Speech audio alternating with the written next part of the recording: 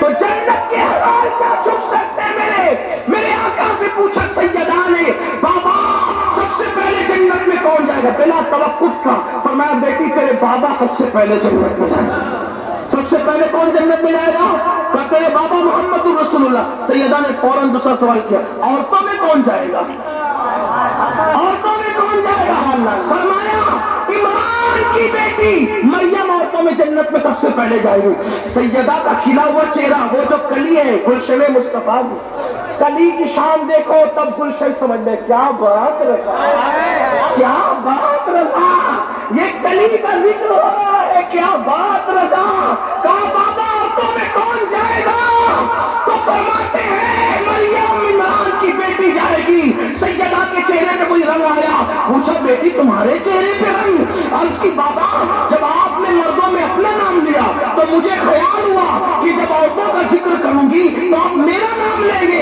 آقا نے مسکرا کے کہا بیٹی ہوگا وہی جو ہم نے کہہ دیا، وجہ یہ کہ یہاں باتیں بدلی نہیں جاتی ہے، تمہارے منہ سے جو نکلی وہ بات ہو گئی۔ فرمایا بیٹی ہوگا وہی جو ہم نے کہا، مگر اس کا طریقہ یہ ہوگا کہ جس سواری پر فاطمہ محمد رسول اللہ کی بیٹی بیٹھی ہوگی اس کی نگین مریم کے ہاتھ میں ہوگی۔ مریم آگے آگے فاطمہ پل میں جائے گی، پیچھے پیچھے مختومہ پل میں۔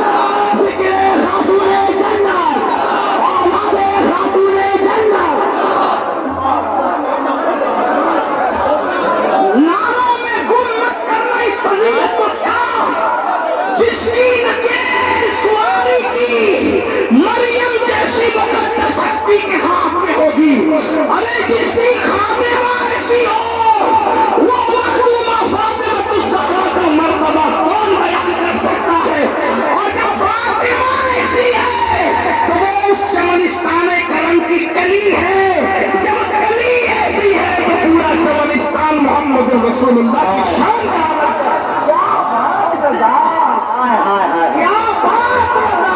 اس چمنستان کرم کی سہرا ہے کلی جس میں حسین اور حسن پور۔ تو حضور اب جو ہے وہ عرض یہ کر رہا تھا، بات دور نکلی۔ اللہ اکبر، سالبہ ابن عبد الرحمن جو ہے حضور کا حسن دیکھا، حضور کا جمال دیکھا، اور جمال دیکھ کر کلمہ پڑھ کے مسلمان ہو گئے، مسلمان ہوئے۔ دیکھو آج ہر مسلک کا آدمی نماز روزے کی بات کرتا ہے لیکن حضور کی فضیلت کی بات لوگ نہیں کرتے ہیں۔ یعنی عیسائی یہودی بھی کہتے اسلام میں یہ اچھا ہے، یہ اچھا ہے، یہ اچھا ہے، لیکن حضور کی شان وہ بیان نہیں کرتے۔ کیوں؟ ان کو خوف ہے، سب بیان کریں گے الگ بات ہے، لیکن جب شان مصطفیٰ جان رحمت بیان کریں گے تو لوگ سیدھا اسلام کے کھاتے میں چلے جائیں گے، لوگ اسلام قبول کرنے میں مجبور ہو جائیں گے۔ اللہ اکبر۔ تو ابن عبد الرحمن نے حضور کا جلوہ دیکھا، حضور کا حسن دیکھا، حضور کا جمال دیکھا، اور کلمہ پڑھ کے مسلمان ہو گئے۔ میرے آقا علیہ السلام کی بارگاہ میں عرض کی، یا رسول اللہ میری خواہش ہے میں آپ کی چوکھٹ پہ پڑا رہوں گا، آپ کی خدمت میں رہوں گا۔ اللہ اکبر، اب آپ کو چھوڑ کر نہیں جاؤں گا۔ اللہ اللہ۔ ابن عبد الرحمن نے جب یہ کہہ دیا تو گویا کہ حضور نے اپنی نوکری پہ ان کو رکھ لیا، اپنی خدمت پہ رکھ لیا۔ ابن عبد الرحمن حضور کے پاس رہنے لگے۔ دیکھو عاشق لوگ کیسے ہوتے ہیں، بس ایک جھلک دکھانا ہے، بات مکمل ہونی ہے۔ میری قوم کے جوانوں، ہم نے عشق کی باتیں کی، عشق کرنے کی کوشش نہیں کی، ہم نے عشق کے نعرے لگائے، عشق دل میں بسانے کی کوشش نہیں کی، ہم نے قربانیاں دینے کی کوشش نہیں کی۔ اللہ اکبر۔ ابن عبد الرحمن میرے آقا کا حسن دیکھا، جمال دیکھا، کلمہ پڑھ کے مسلمان ہو گئے۔ اور اس کے بعد پھر کیا ہوا؟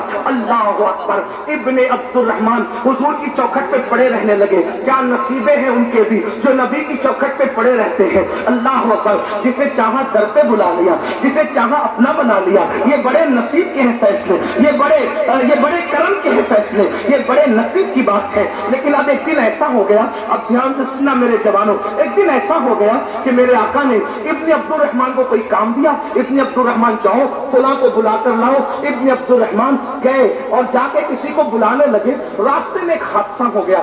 حادثہ کیا تھا؟ وہ کوئی گناہ بھی نہیں تھا, وہ کوئی برائی بھی نہیں تھی, لیکن ہوا کیا سن لے ذرا سا.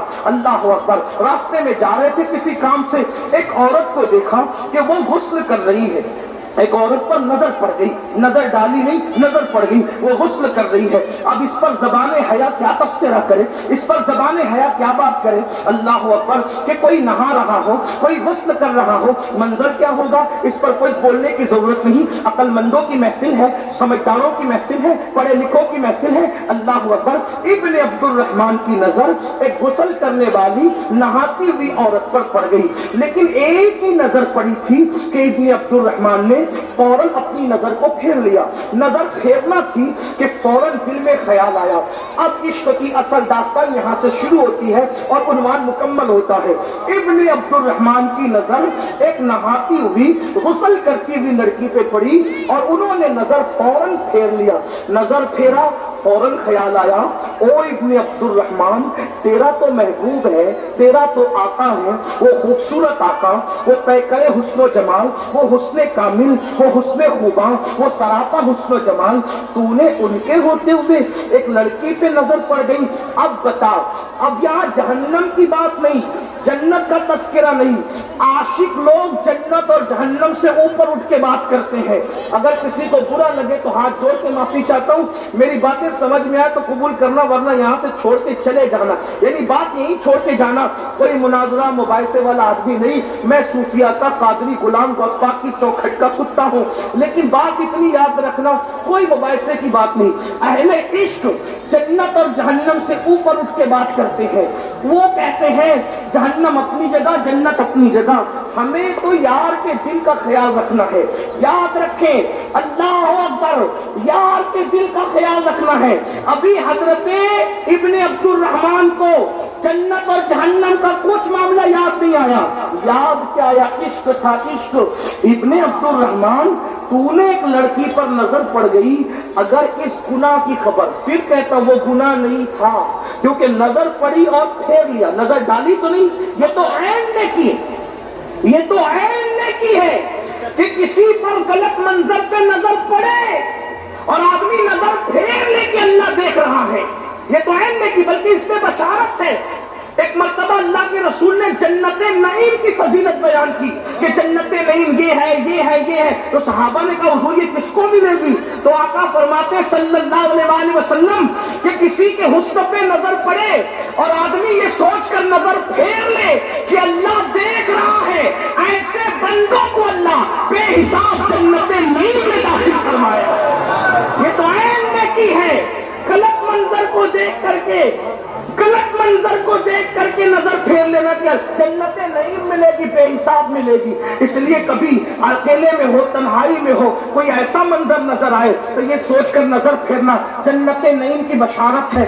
حضرت ابن عبد الرحمن نے سوچا, اے ابن عبد الرحمن, تو نے نظر پڑ گئی, اگر اس گناہ کی سزا, اب سننا, یہ گناہ نہیں تھا, انہوں نے اپنے تئیں سوچا, میں اس کو نقل کر رہا ہوں. اگر اس گناہ کی خبر تیرے محبوب کو, تیرے آقا کو پہنچ گئی تو, انہیں خبر ہو گئی تو ان کا دل نہ ٹوٹے گا, ان کے دل کو تکلیف نہ پہنچے گی, ان کا دل نہ دکھے گا.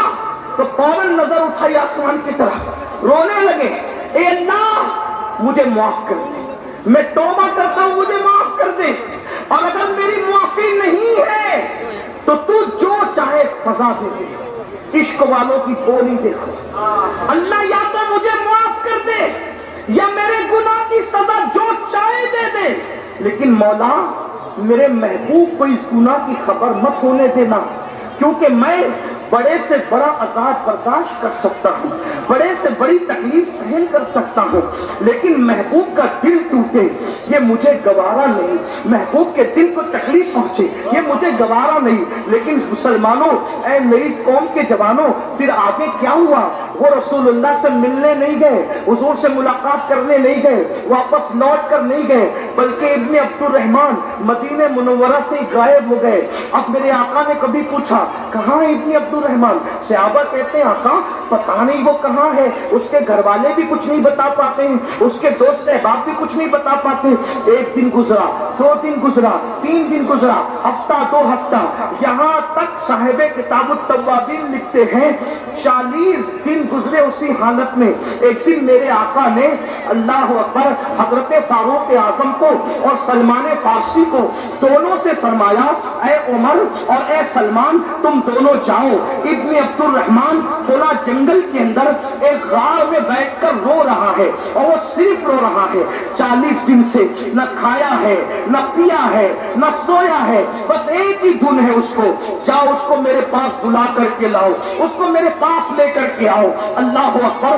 پھر کیا ہوا, حضرت سیدنا فاروق اعظم اور سلمان فارسی یہ دونوں جنگل گئے, اور جنگل میں جانے کے بعد ایک چرواہا موجود تھا. اس چرواہے سے پوچھا اے چرواہے کیا تو نے ہمارے بھائی ابن عبد الرحمان کو دیکھا ہے؟ وہ کہتا ہے چرواہا تمہارا بھائی کون ہے, ابن عبد الرحمان کون ہے, مجھے کچھ پہچان جان نہیں, بس اتنی بات مجھے پتا ہے, اتنی بات میں جانتا ہوں کہ ایک کوئی بندہ آ گیا اس جنگل میں, کئی دن ہو گئے, تقریباً 40 دن کا عرصہ بیت گیا, کوئی ایک بندہ اس جنگل میں آ گیا ہے, ایسا لگتا ہے اس سے کوئی غلطی ہو گئی, اور اس کا کوئی محبوب ہے, وہ اپنی غلطی اپنے محبوب سے چھپانا چاہتا ہے, وہ اپنی غلطی اپنے محبوب سے چھپانا چاہتا ہے. اس کو ایک ہی فکر ہے کہ یہ میری غلطی میرے محبوب کو پتا نہ چلے, ورنہ ان کا دل ٹوٹ جائے گا, ان کے دل کو تکلیف پہنچے گی. اللہ اکبر. کہا فاروق اعظم نے کہا سلمان چلو ابن عبد الرحمان مل گیا. چرواہے سے پوچھا وہ کہاں ہے, تو کہا وہ ایسے نہیں ملے گا,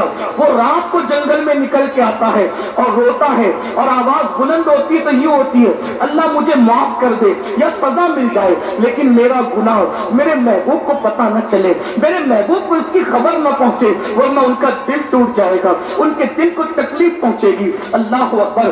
یہ لوگ رات کا انتظار کرنے لگے. جب رات ہوئی تو فاروق اعظم اور حضرت سلمان فارسی نے ایک دردناک آواز سنی. وہ دردناک آواز یہ تھی اے اللہ مجھے معاف کر دے, میرے مولا مجھے معاف کر دے, لیکن میرے گناہ کی خبر میرے محبوب کو مت ہونے دینا, مولا ان کا دل دکھ جائے گا, ان کے دل کو تکلیف پہنچے گی. فاروق اعظم آئے اور لپٹا لیا, اور لپٹا کے کہا ابن عبد الرحمان کیا حال بنا رکھا ہے, چلو تمہیں اللہ کے رسول بلا رہے ہیں, چلو تمہیں آقا بلا رہے ہیں. اللہ اکبر. ابن عبد الرحمان نے سنا آقا بلا رہے ہیں, پھوٹ پھوٹ کے رو پڑے اور سوال کیا عمر سچ بتانا کیا میرے گناہ کی خبر آقا کو لگ گئی, میرے گناہ کی خبر حضور کو پہنچ گئی؟ اللہ اکبر. فاروق اعظم نے کہا اے ابن عبد الرحمان مجھے کچھ نہیں پتا, کیا معاملہ ہے, بس حضور نے بلایا ہے. ابن عبد الرحمان کہتے ہیں عمر مجھ پر رحم کرو گے, ایک میری بات مانو گے میرے بھائی؟ فاروق اعظم نے کہا کیا؟ کہا دیکھو مجھ سے ایسا گناہ ہو گیا, میں اپنے آقا کا سامنا نہیں کر سکتا, اپنے آقا کے سامنے نہیں جا سکتا, لیکن بلایا ہے تو میں انکار بھی نہیں کر سکتا. ایک کام کرو ایسے وقت میں لے کر چلنا جب آقا نماز کی حالت میں ہو, جب میرے آقا نماز پڑھ رہے ہو, ایسی حالت میں لے کے چلنا تاکہ حاضری بھی ہو جائے اور سامنا بھی نہ ہو سکے, میں ان کا سامنا نہیں کر سکتا. آپ سے پوچھنا چاہتا ہوں. اللہ اکبر. فاروق اعظم پھر انتظار کرنے لگے صبح کا. صبح ہوئی تو دونوں یاروں نے, فاروق اعظم اور سلمان فارسی نے حضرت ابن عبد الرحمان کو اٹھ لیا اور سہارا دے کر لے کر چلے. جب مسجد نبوی میں پہنچے حضور نماز فجر پڑھا رہے تھے, آقا کی تلاوت قرآن کی آواز جیسے ابن عبد الرحمان کے کانوں میں آئی, برداشت نہ کر سکے, ہیبت کی وجہ سے چیخ ماری اور بے ہوش ہو کے زمین پہ گر پڑے. اللہ اکبر. اب یہاں بات آگے بڑھانے سے پہلے میں ایک بات آپ سے پوچھنا چاہتا ہوں. آپ آقا کو دیکھنا چاہتے ہیں؟ ہم آقا کو دیکھنا چاہتے ہیں. میرے بھائی ذرا بتا تو صحیح, ایک ناکردہ جرم کی وجہ سے اتنے عظیم صحابی حضور کا سامنا کرنے کی ہمت نہیں کرتے, اور ہم نے وہ کون سا جرم ہے جو نہیں کیا؟ کتنا حضور کا دل دکھایا ہے. اللہ اکبر. جو ماں کا دل دکھائے مرنے سے پہلے اس کی زبان پہ کلمہ نہیں آتا, ماں کا دل دکھانے والا زبان پہ کلمہ نہیں آتا. جو نبی رحمت کا دل دکھائے, جو میرے آقا کا دل دکھائے, کتنا دل دکھایا ہے. میں یہ نہیں کہتا کہ گناہ کرتے وقت ہماری نیت دل دکھانے کی ہوتی ہے, لیکن فاروق اعظم فرماتے ہیں لوگ چھوٹے بڑے گناہ کی بات کرتے ہیں میں تو اتنا سمجھتا ہوں گناہ کوئی بھی کرو حضور کا دل دکھتا ہے، گناہ کوئی بھی کرو حضور کا دل دکھتا ہے۔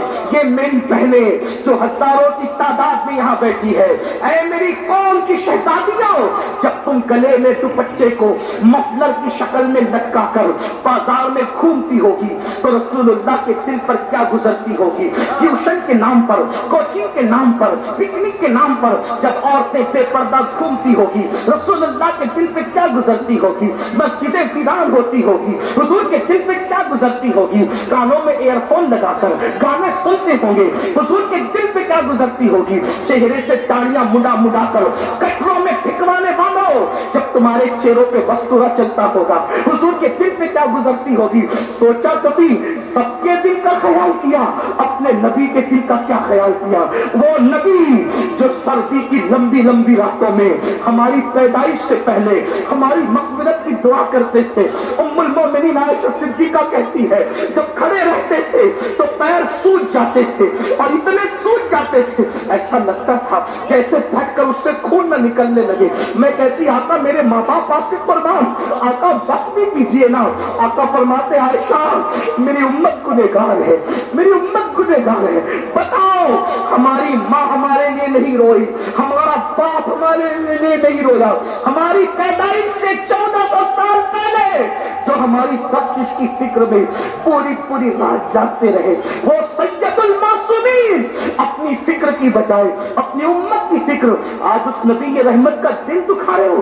زنا کے اڈوں پہ جا کے، شراب کے اڈوں پہ جا کے اپنی بیٹیوں کو باریک اور پتلے کپڑے پہنا کے، اپنی بیٹیوں کو ننگے سر بازاروں میں گھما کے، ولیمے میں میک اپ کر کے گھر کی عورتوں کو لے جاتے ہو۔ سن لو جنت کے دروازے پہ لکھا ہے دیوس کے لیے جنت کی خوشبو بھی حرام ہے۔ صحابہ نے پوچھا آقا یہ دیوس کون ہے؟ فرمایا جس کے گھر کی عورتیں بے پردہ گھومتی ہو اور وہ مرد منع نہیں کرتا وہ دیوس ہے، دیوس۔ اللہ اس پر جنت کی خوشبو حرام کی ہے، اس کی نہ نمازیں قبول ہے نہ اس کی دعائیں قبول ہے۔ آج پردے کا خیال نہیں، یہ بہنیں سیدہ فاطمہ کی کنیز کہلاتی ہے اور جب بازار میں جاتی ہے تو کہتی ہے وہ کپڑا نکال جو اداکارہ نے پہنا تھا، کنیز ہے فاطمہ الزہرا کی اور لباس اداکارہ کا۔ سن لو جب تک بیٹیاں توجہ کرنا، مشرق سے مغرب والے سن لے۔ آج بڑی بڑی کانفرنسوں میں ڈسکس ہو رہی ہے بچیاں کیوں بھاگ رہی ہے، بچیاں کیوں بھاگ رہی ہے، بچیاں کیوں بھاگ رہی ہے۔ درد بھری تقریریں اس کا حل نہیں ہے۔ جب تک بچیاں سیدہ فاطمہ کے کردار پہ چلتی رہی تب تک کسی نے نظر اٹھانے کی ہمت نہیں کی۔ جب بیٹیاں سیدہ کے کردار سے ہٹ گئی تب لوجوں کی زینت بن گئی، لوجوں میں بک رہی ہے۔ اداکارہ کے طریقے پہ چلا کر بیٹیوں کی عزت کی حفاظت نہیں ہو سکتی۔ اگر بیٹیوں کی عزت بچانا ہے پھر سے سیدہ فاطمہ کا کردار عطا کر دو۔ سیدہ کیا ہے؟ ارے جس کے سر کے دوپٹے کو کبھی چاند اور سورج نے نہیں دیکھا اس کو فاطمہ الزہرا کہتے ہیں۔ اور میرے امام کہتے ہیں جس کا آنچل نہ دیکھا مہو مہر نے، جس کا آنچل نہ دیکھا مہو مہر نے، اس ردائے نزاہت پہ لاکھوں سلام۔ حضور طائف میں پتھر جسم پہ لگے، دشمن نے جسم کو چھلنی کیا اور عاشق کہلانے والے گناہ کر کے حضور کے دل کو اذیت دے رہے۔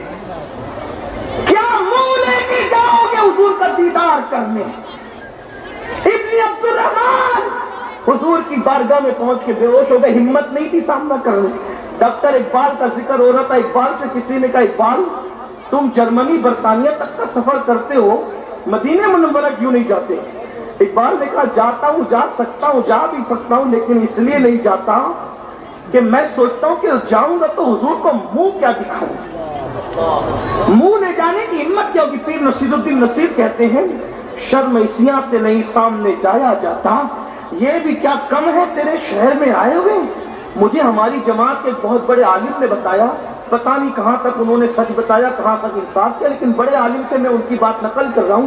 انہوں نے کہا ایک مرتبہ ہمارے دادا مرشد حضور مفتی اعظم سے کسی نے کہا کہ حضور سنہری جالیاں بڑی خوبصورت ہے، تو آپ نے فرمایا ہاں میں نے بھی سنا ہے کہ سنہری جالیاں بڑی خوبصورت ہے. کہا حضرت آپ تو 2 مرتبہ مدینہ شریف گئے اور 1 مہینہ 1.5 مہینہ قیام کیا اور آپ کہتے ہیں سنہری جالیاں خوبصورت ہے، میں نے سنا ہے.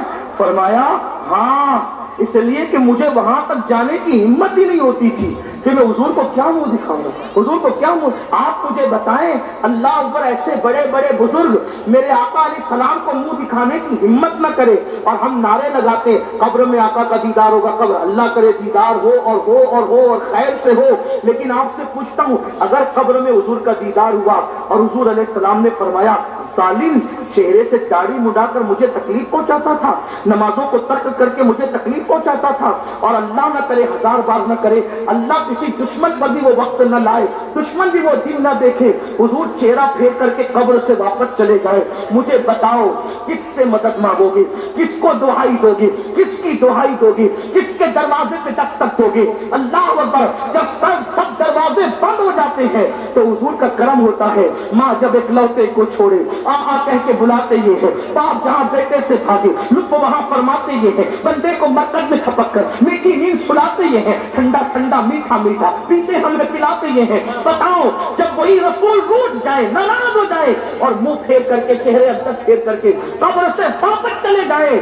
ہر آدمی اپنی تنہائی کو جانتا ہے، لوگوں کے سامنے خود ساختہ متقی پرہیزگار بننے والوں اللہ ہماری تنہائی کو جانتا ہے، اللہ کی عطا سے رسول ہماری تنہائی کو جانتے ہیں. سوچو ہماری تنہائی کیا ہے. ابن عبد الرحمن ایک نہ کردہ جرم کے احساس میں حضور کا سامنا نہیں کرتے، بے ہوش ہوتے زمین پہ گر پڑے ہیں. آقا نے نماز مکمل کی، جب نماز پوری ہوئی پوچھا عمر سلمان کہاں ہے میرا ابن عبد الرحمن؟ میرا چور حاکم سے چھپا کرتے ہیں یا اس کے خلاف، تیرے دامن میں چھپے چور انوکھا کے میرا ابن عبد الرحمن کہاں ہے؟ اس کی حضور وہ بے ہوش پڑے ہیں. سرکار نے ان کا ہاتھ تھاما، ان کے چہرے پہ ہاتھ رکھا، ٹھنڈے ٹھنڈے رسول اللہ کے ہاتھ جب ان کے چہرے پڑے آنکھیں کھول دی. سرکار نے فرمایا کیا ہار بنا رکھا ہے ابن عبد الرحمن؟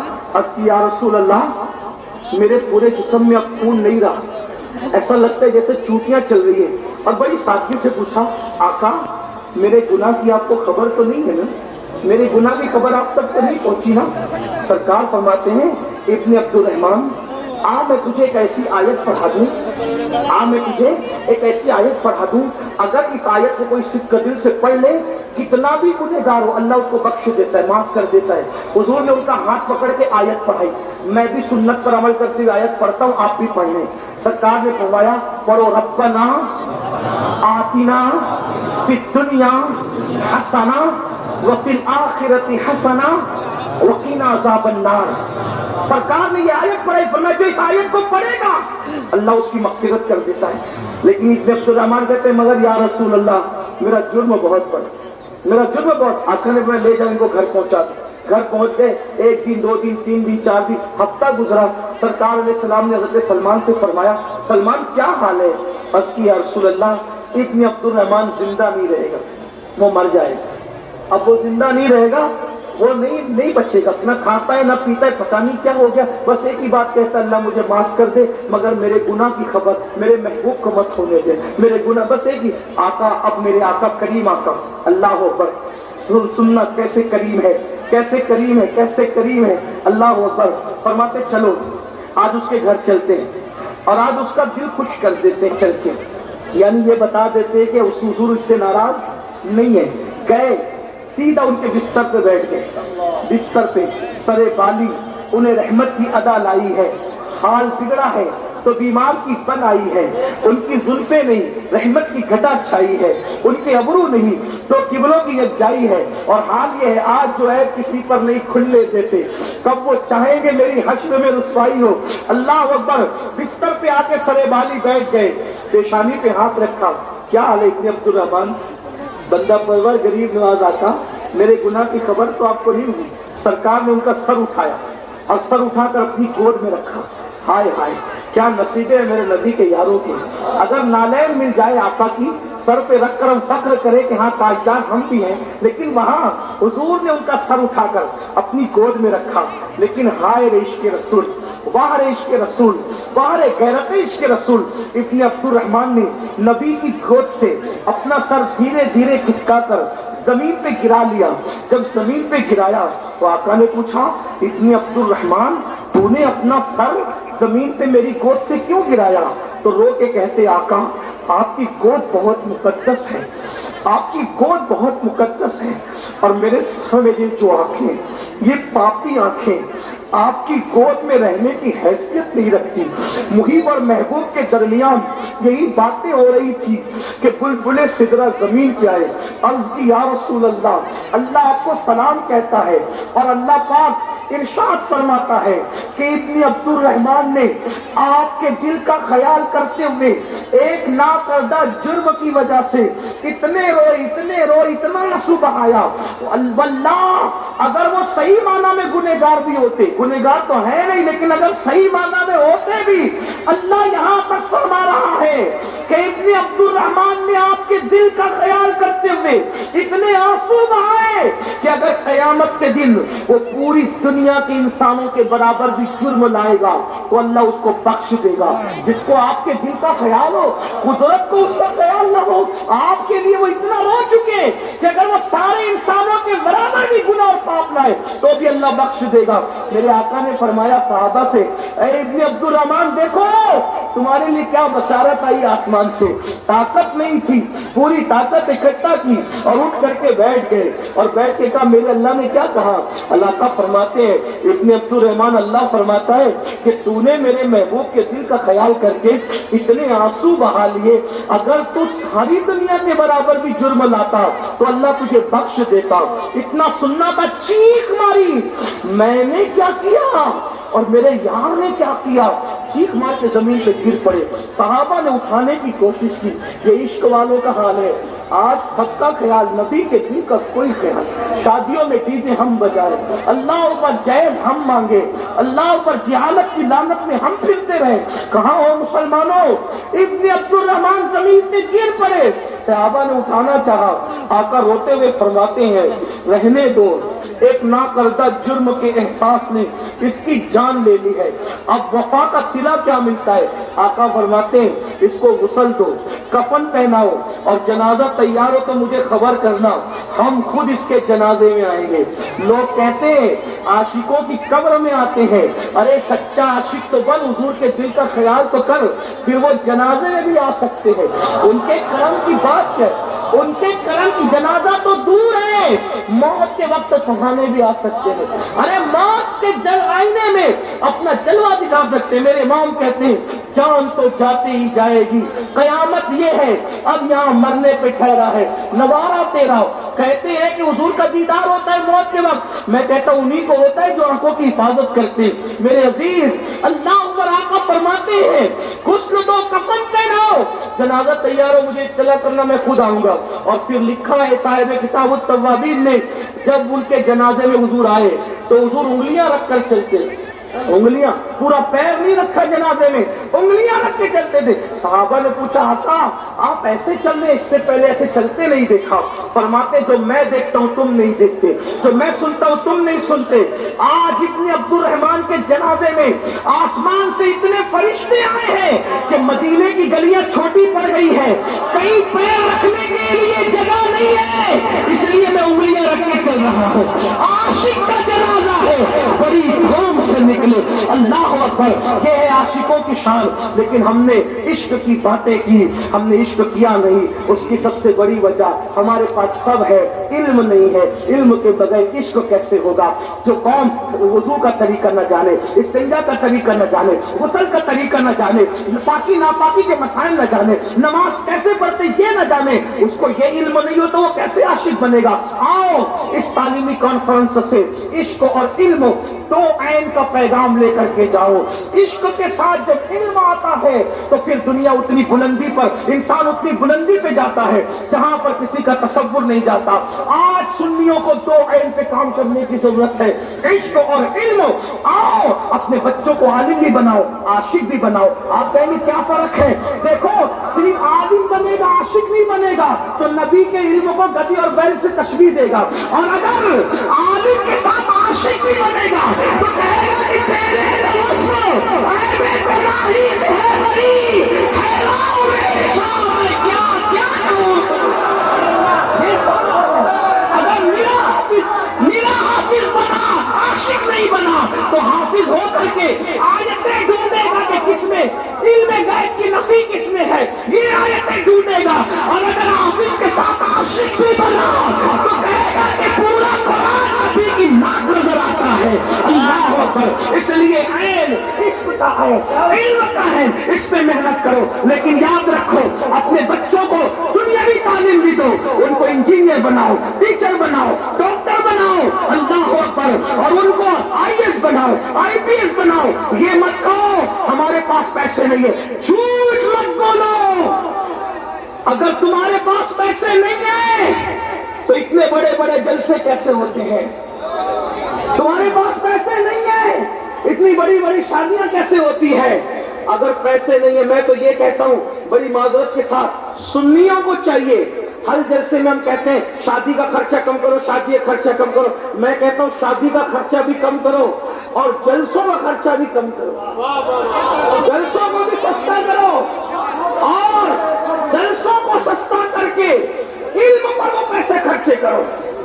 میں کہتا سنیوں کے پاس دولت کم ہو سکتی ہے لیکن لٹانے کا جتنا جذبہ سنی کے پاس ہے اتنا کسی کے پاس نہیں ہے۔ میں صرف یہ کہنا چاہتا ہوں، میرا پیر، اگر میرا پیر دنیا سے اگر چلا گیا دنیا سے تو میرے پیر کو میرے 1 لاکھ کی چادر کی ضرورت نہیں ہے۔ کیوں نہیں ہے؟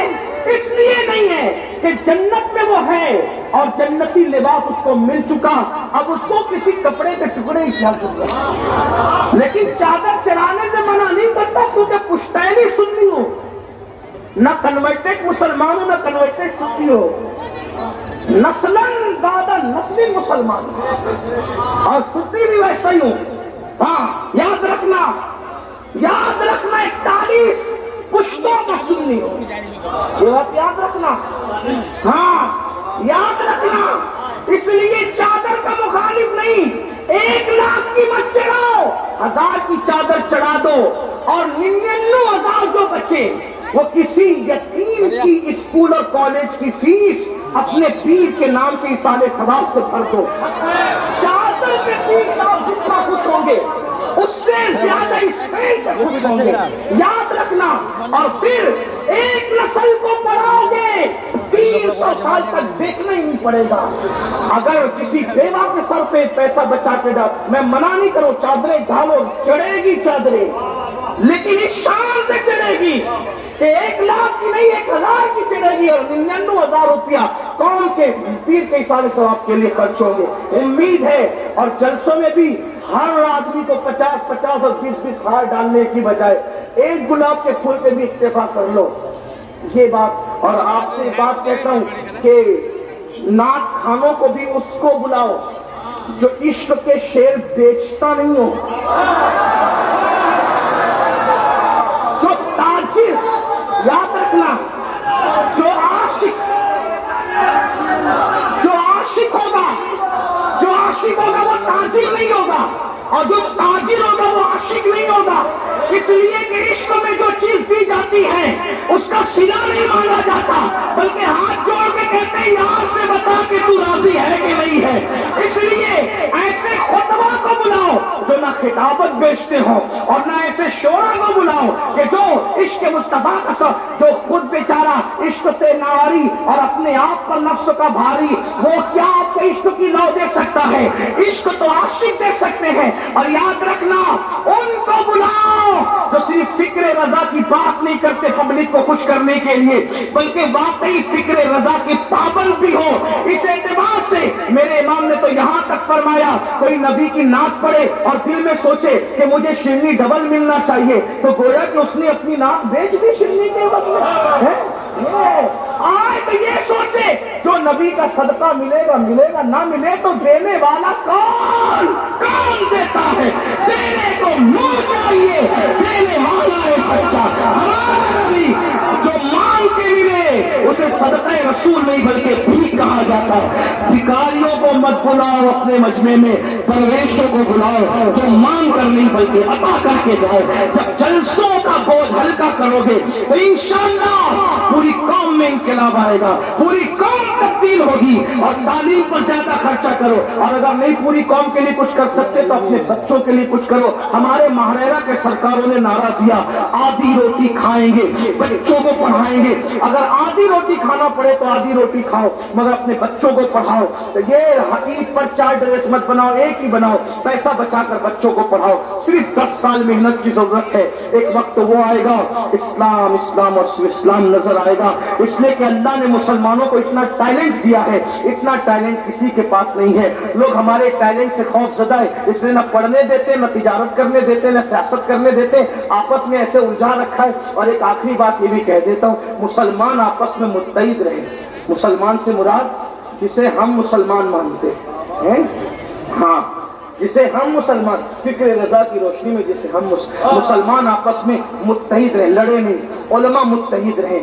متحد رہنے کا آسان طریقہ یہ ہے کہ جو لایانی باتیں ہیں اس میں الجھنے کی کوئی ضرورت ہی نہیں ہے، اس لیے کہ اصل ہدف پر توجہ کیجئے، لایانی باتوں پر دھیان مت دیجئے۔ کلر کون سی ٹوپی کا افضل ہے یہ قیامت کے دن اللہ فیصلہ کرے گا۔ عید کس کا بڑا تھا یہ قیامت کے دن اللہ فیصلہ کرے گا۔ جو فیصلے اللہ نے کرنے ہیں ان فیصلوں کو ہم کو کرنے کی ضرورت نہیں ہے۔ ہم تو یہ سوچے نبی کا جو غلام ہے ہمارا وہ امام ہے۔ اللہ ہم سب کو عمل کی توفیق دے۔ گفتگو کے درمیان کوئی غلطی ہو اللہ معاف فرمائے۔ استغفر اللہ ربی من کل ذنب واتوب الیہ۔ ابھی جلسہ ختم نہیں ہوا، ابھی دستار بھی ہوگی، اور علامہ اتنے اچھے خطیب ہیں کہ آپ حضرات جو ہے وہ مست ہو جائیں گے انشاءاللہ۔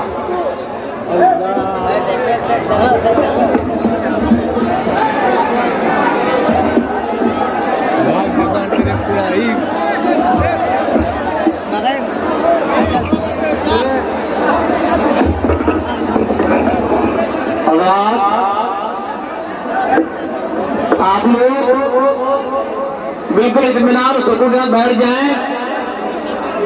حضور سید امیر القادر صاحب تشریف فرما ہے، ان کے دستے مقدس سے